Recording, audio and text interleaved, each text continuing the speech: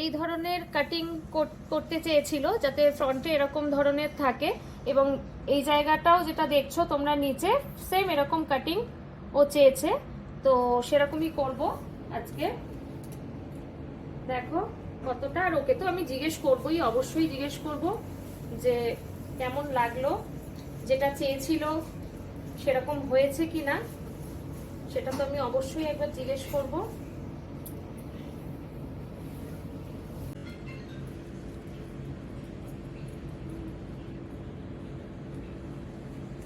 এই দেখো ফ্রন্টে ঠিক আছে, যেরকম চেয়েছিলে সেরকম হয়েছে, খুব সুন্দর হয়েছে।